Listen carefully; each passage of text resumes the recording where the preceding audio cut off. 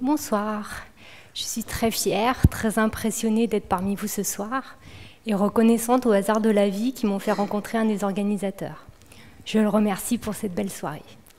Quant au thème de notre conférence, la rupture, j'avoue que ma première réaction, ça a été plutôt un questionnement.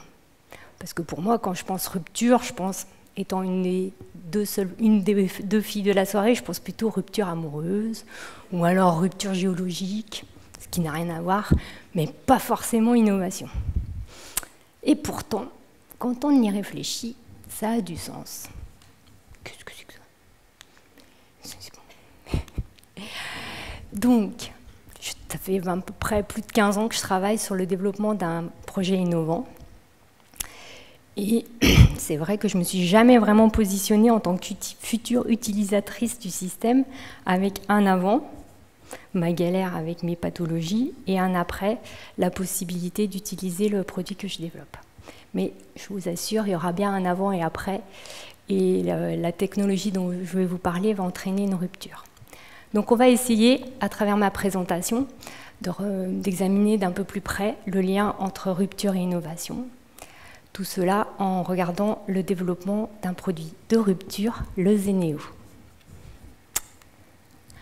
Alors au début, le début de l'histoire, c'est d'avoir une idée. Alors nous, on est parti sur une idée un peu farfelue d'associer deux technologies complètement différentes, la pyrotechnie et la pharmacie. La pyrotechnie, dont le cœur de métier est plutôt d'envoyer des fusées dans l'espace. La pharmacie, elle soigne ses patients. Pourtant, la pyrotechnie ou matériaux énergétiques a connu un développement dans les applications civiles depuis ces 20 dernières années. Bon, je sais qu'on a une tendance écolo, mais je pense que la plupart d'entre vous ont pris leur voiture pour venir ici ce soir. Et dans cette voiture, il y a peut-être un airbag. Et l'airbag est une technologie pyrotechnique. En fait, c'est les matériaux énergétiques qui vont gonfler le coussin d'air qui va vous protéger en cas de choc. Les sportifs, eux aussi, maintenant, ont leur système pour les protéger pendant leur chute. Que ce soit les skieurs, les équitants, voire même les marins qui peuvent de façon impromptue tomber dans l'eau. Le contact avec l'eau salée peut gonfler non pas un coussin, mais une bouée pour les maintenir en vie. L'injection sans aiguille a également une longue histoire. L'injection sans aiguille a également une longue histoire. À l'époque, on utilise un gaz, on utilise un ressort la force mécanique de ce ressort va propulser le liquide à travers un orifice de faible diamètre. On peut aussi utiliser une petite bonbonne de gaz sous pression. Malheureusement, ces dispositifs sont chers, coûteux, encombrants et donc très peu utilisés. Notre idée a été d'utiliser justement les matériaux énergétiques pour miniaturiser ce dispositif. Donc on part d'un dispositif qui va en fait être déclenché au moment où on en a besoin. On va le prendre, l'appuyer sur le site d'injection et cet appui va déclencher une réaction chimique. Cette réaction chimique, rappelez-vous vos cours de chimie, va créer du gaz. Ce gaz va rester dans un milieu clos et donc va faire monter la pression à l'intérieur du système. C'est cette pression qui va entraîner le mouvement de la colonne de liquide et qui va pousser le liquide, donc le médicament à injecter, à travers des orifices de très faible diamètre. Le jet de liquide qui sort de ces orifices est suffisamment cohérent pour percer la peau et transférer le médicament à l'intérieur du corps. Je vais vous montrer une petite vidéo qui va vous emmener à l'intérieur du dispositif pour visualiser ce que je viens de vous expliquer. Il n'y a pas le son. Needle-free auto-injector utilizes a totally unique, energetic materials-based gas generator, miniaturized from airbags and pre-tensioning seatbelt systems used for automotive safety. The gas generator produces gas just at the moment of the injection, and the liquid drug is expelled at high speed from Zeneo. In a first step, the liquid pierces the tissues, skin, fat, and/or muscles, and in a second step, the liquid is transferred to the desired depth. This technology is highly versatile and can be customized to drug dose, penetration depth, drug viscosity, etc. Donc voilà, et comme vous êtes très attentifs, je vais vous faire une vraie injection en live. Je vais essayer. Donc je prends un support, qui est un support qu'on a développé au laboratoire, qui nous permet justement de visualiser le liquide. Je prends mon dispositif, donc il ressemble à ça. Il ressemble à rien de vraiment connu. On ne peut pas vraiment comparer sa forme à quelque chose d'existant. On a beaucoup travaillé sur l'ergonomie du dispositif, puisqu'il faut qu'il soit simple et facile à utiliser. Donc, c'est très simple, je le redirai tout à l'heure, mais il n'y a pas de bouton, il n'y a pas de réglage. On ouvre le dispositif, on le positionne sur la cible. Alors, il ne faut pas que je mette mes doigts devant. Et on injecte. Donc en moins d'un dixième de seconde, le médicament est à l'intérieur du patient. Je mets tout ça là. Donc voilà. Donc la suite, avec une idée, avoir une idée, avec une seule idée, on ne va pas très loin. Très rapidement, en fait, il faut générer des données, des résultats. Et donc, ça, c'est la phase qu'on appelle la phase de preuve de concept, qui est une des premières phases de développement d'un produit, et elle a lieu dans un laboratoire de recherche. Forcément, quand on travaille sur un produit qui n'existe pas, les méthodes d'essai, même les tests qu'on pourrait utiliser pour montrer que le produit fonctionne, elles n'existent pas. Donc, dès cette étape-là, nouvelle rupture. Il faut être créatif, développer ses propres systèmes d'essai et mettre au point sa propre analyse des résultats. Ah, c'était ça. Non, zut. Donc, au laboratoire, on a travaillé sur notre dispositif et on l'a équipé d'un petit capteur de pression, ce qui nous a permis de mesurer ce qui se passait en interne lors du fonctionnement.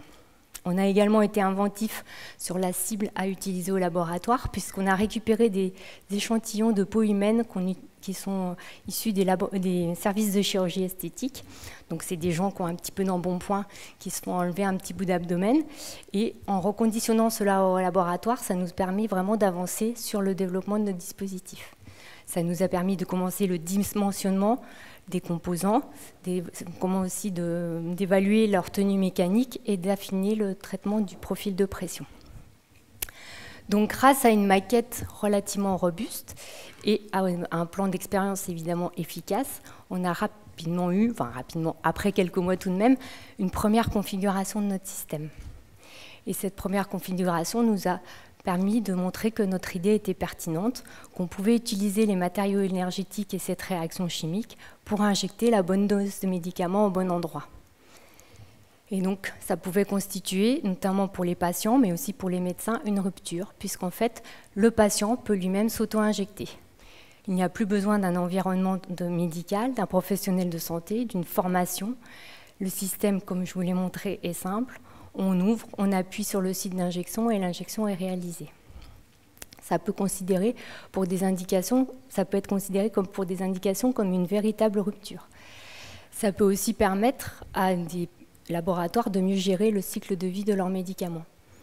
Et pour les patients, il n'y a plus de stress lié à l'aiguille ni à l'injection.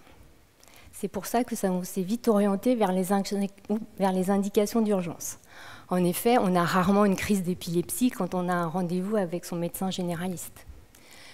On a également rarement une crise de migraine. Généralement, elle pointe son nez quand on s'y attend le moins. Et les chocs anaphylactiques liés à des allergies, que ce soit alimentaires ou liées aux insectes, généralement, ils arrivent quand on se promène loin dans la forêt, mais rarement dans un environnement de santé. Donc c'est ça qui nous a orientés vers les implications d'urgence, car le patient peut lui-même s'auto-injecter et rapidement trouver une solution pour gérer sa crise.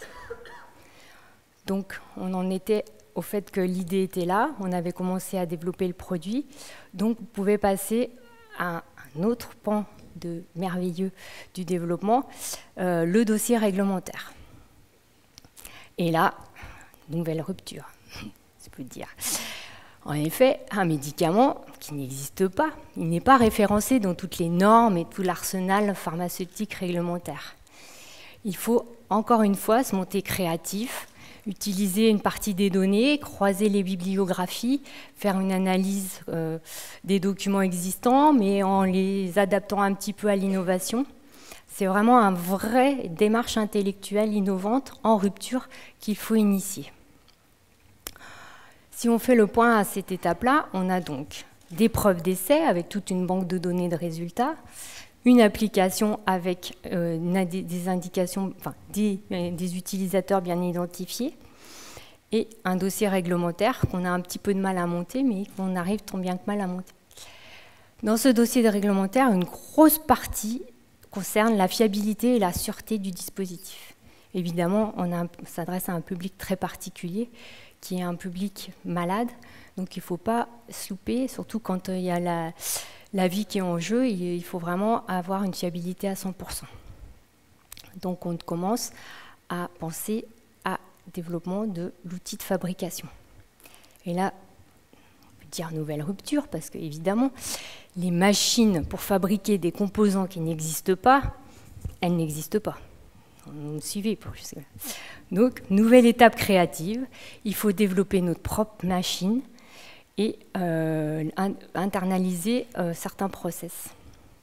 Il faut également convaincre les fournisseurs de se lancer avec nous dans l'aventure. Il faut aussi trouver des prestataires suffisamment courageux pour nous accompagner. Et on a aussi pris le risque d'internaliser certains processus stratégiques pour en fait mettre notre outil industriel en place et faire que quelque part il soit unique au monde. Donc si on reprend le fil, et si vous pensez tous là à tous les objets que vous croisez dans votre quotidien, à toutes les étapes qu'il faut mettre en place, qu'il faut suivre pour mettre en place une idée, prouver que l'idée est une bonne idée, qu'on va pouvoir la fabriquer, qu'on va pouvoir l'utiliser en respectant la réglementation. Eh bien, on peut dire que la rupture est un vrai combat quotidien, que dès la feuille blanche jusqu'à la mise sur le marché, il faut tout le temps se challenger, trouver des nouvelles idées pour pouvoir répondre à tout un tas d'exigences liées à la conception d'un produit. Donc il faut montrer que l'idée est une bonne idée. Et donc ça, eh ben, il faut aussi penser à tous les hommes qui sont derrière ces idées, dont la vie, la passion est de développer.